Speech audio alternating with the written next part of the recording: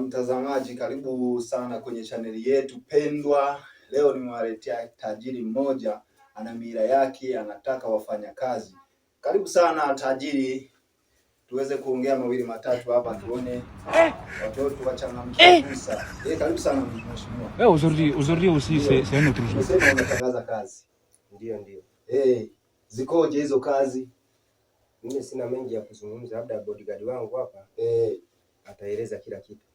Haya, karibu sana bodyguard kwa mheshimiwa. Asante sana. Ndio. Tukiwa mbele yenu na tajiri wetu ndio Mr. Mpotevu.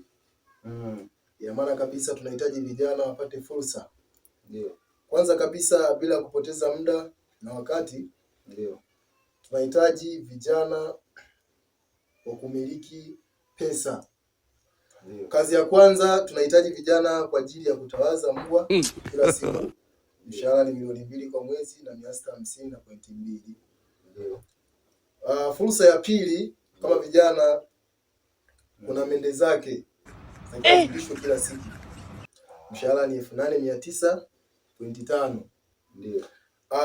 Mwisho kabisa kuna panya zake, huu ni mshahara mkubwa sana, zinahitaji kuwa zinatawazwa. Tawaza panya. Ina maana dau lake ni shilingi milioni 2,104,445. Ina maana ni hayo tu, vijana mchangamkie fursa. Karibuni sana kwa kuleta maombi. Haya, asante sana Watanzania wadau. Changamkieni fursa hizo. Wametoa fursa, changamkieni. Wanawapataje kwanza? Sisi mtatupata hapa kwenye chaneli yetu ya kila siku. Ndio. Kwa hiyo namba zetu zitapita hapo chini ya skrini yako. Ndio. Kwa hiyo mtatupata kabisa moja kwa moja.